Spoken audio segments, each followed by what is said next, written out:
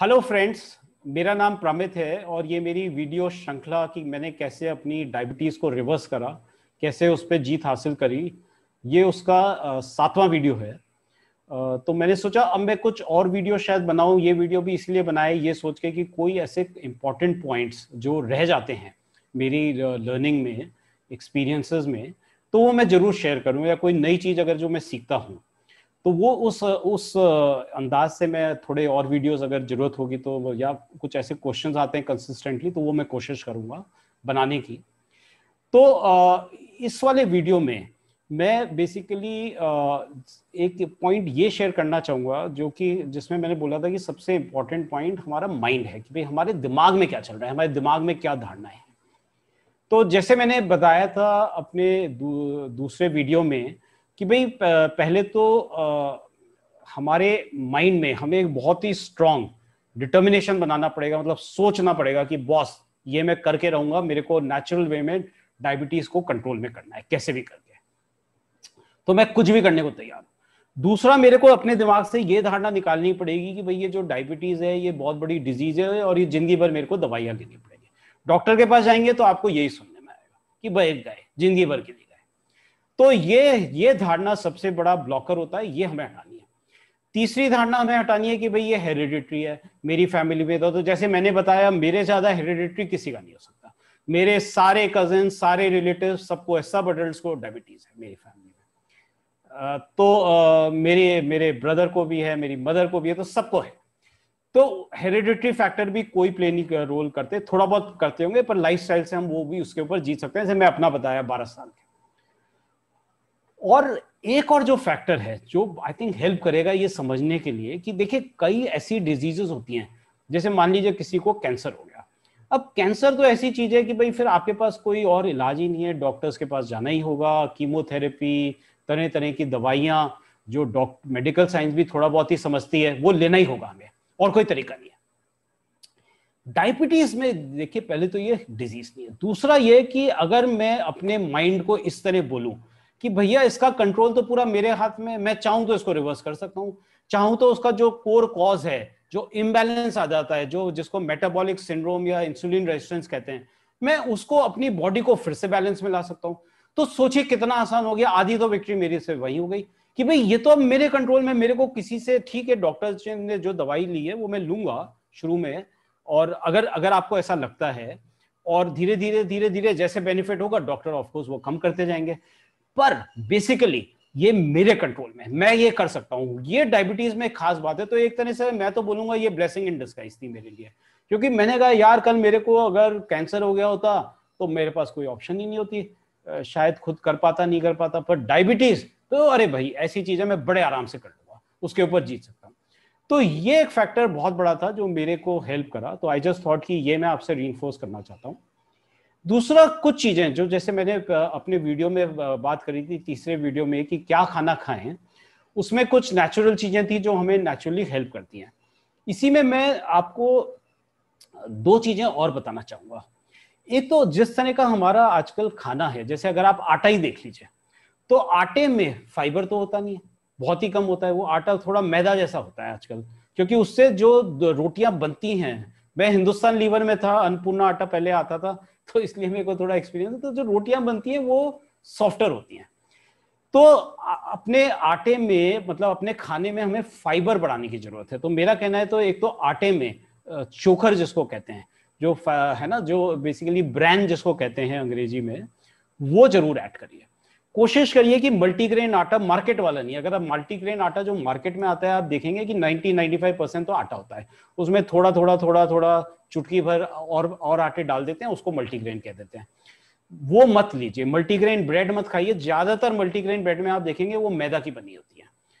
तो whole wheat bread खाइए जिसमें कि फाइबर होता है, अगर आपको ब्रेड खानी है तो। आटा जो है उसको अपनी तरफ से, जैसे चना उसमें आप ऐड कर सकते हैं, जौ ऐड कर सकते हैं, ज्वार है, बाजरा है सीजन के हिसाब से। तो इस तरह से बड़ा टेस्टी आटा घर पे ही बन जाता है, और चोखर जरूर उसमें ऐड करिए। इसी तरह से एक नेचुरल फाइबर और है जो कि मैं सालों से ले रहा हूं और मैंने देखा कि बहुत बेनिफिट इसके होते हैं, वो है इसबगोल। वो आप रात को डिनर के बाद एक छोटा चम्मच मतलब जैसे मैं तो बस मुंह में डाल लेता हूँ, और वो बिकॉज वो फाइबर नेचुरल फाइबर है और ये वाटर को सोक करता है, पानी को, तो पानी के साथ तेजी से बस अंदर उसको इसबगोल को अंदर कर दिया। ये नेचुरल फाइबर से बहुत फायदा होता है, इससे कोलेस्ट्रॉल कम होता है, डायबिटीज में हेल्प करेगा, हार्ट में हेल्प करेगा, वेट लॉस में करेगा। और जैसे मैंने बोला, जितना फाइबर हमारी बॉडी को चाहिए आजकल के नेचुरल, इवन जो सो कॉल्ड नेचुरल फूड में भी नहीं आता, जैसे आटा तो सिर्फ एक एग्जाम्पल था। तो ये आप एक इसबगोल या फाइबर अपनी बॉडी में बढ़ाना वो जरूर देखेगा। और एक चीज मैं और कहूंगा कि जैसे कई विटामिन वगैरह मिनरल्स हैं, अगर हम हेल्दी खा रहे हैं और हम खूब फल और सब्जी खा रहे हैं तो बेसिकली हमें किसी भी तरह की कमी नहीं होगी। तभी एक विटामिन है जो मैंने देखा है, और मैं क्योंकि एक टाइम पे क्वेस्ट डायग्नोस्टिक्स में भी था, हेल्थ केयर कंपनी, कि बहुत सारे हम लोग देखते थे करीब करीब 70-80% लोगों के रिजल्ट विटामिन डी में कम आते थे। तो ये विटामिन डी जो है वो बॉडी में नेचुरली प्रोड्यूस सिर्फ एक तरीके से होती है, अगर मैं धूप में बैठता हूं। अब आजकल हमारी लाइफस्टाइल ये है, हम दिन भर काम करते हैं, थोड़ा भी पसीना आ जाता है तो लोग आजकल परेशान हो जाते हैं, एयर कंडीशनर चाहिए पूरे टाइम, तो हम ना तो धूप में ना जाते हैं और ना धूप में अपने आप को बैठते हैं। जबकि अगर सुबह की धूप और शाम की ढलती धूप बहुत अच्छी है विटामिन डी के लिए। ये याद रखिएगा कि वो धूप जो आपको ग्लास के थ्रू आ रही है, शीशे के थ्रू, कि मैं कार में एसी चला के बैठा हूं, मेरे ऊपर धूप आ रही है, उसका कोई फायदा नहीं है। धूप डायरेक्टली आनी चाहिए मेरी स्किन पे। तो ये एक सिर्फ तरीका है कि body naturally vitamin D produce कर सकती है। इसके अलावा विटामिन डी सप्लीमेंट्स आते हैं। विटामिन डी अंडों में भी होता है, अगर हम में से जो अंडे खाते हैं, फिश सैल्मन वगैरह खाते हैं तो उसमें भी होता है। तो वेजिटेरियन के लिए आई वुड से कि अगर आपका विटामिन डी लेवल लो है वो जरूर करा लीजिएगा। तो विटामिन डी सप्लीमेंट्स आसानी से मार्केट में मिल जाते हैं, वो लेना बहुत इंपॉर्टेंट है। बिकॉज अभी भी मेडिकल साइंस को ये तो अब समझ में आ रहा है कि विटामिन डी हमारे लिए बहुत इंपॉर्टेंट है, अभी भी पूरा ये नहीं समझ में आया कि विटामिन डी की कमी से हमें क्या नुकसान होते हैं। कुछ एरियाज तो क्लियर है कि भाई हमारी बोन्स वीकर हो जाती हैं, जैसे लेडीज को ऑस्टियोपोरोसिस हो जाती है, जॉइंट इश्यूज आ जाते हैं। मेरा समवेयर मानना है कि शायद इसका लिंकेज हमारी ओवरऑल हेल्थ से भी है, इवन शायद डायबिटीज से हो सकता है। तो आई वुड से कि विटामिन डी क्योंकि बॉडी अदरवाइज नेचुरली नहीं प्रोड्यूस कर रही है और जो आमतौर पे हम फूड खा रहे हैं उसमें भी नहीं मिलेगा, तो ये विटामिन डी का जरूर टेस्ट करा लीजिए और जरूरत हो तो उसके सप्लीमेंट्स लीजिए। तो ये कुछ थॉट्स मेरे दिमाग में आई थी, ये वीडियोस जो मैंने पहले शूट करे, तो मैंने एक ये एडिशनल वीडियो इसीलिए बनाया कि जो पॉइंट्स रह गए मैं आपको बताऊं।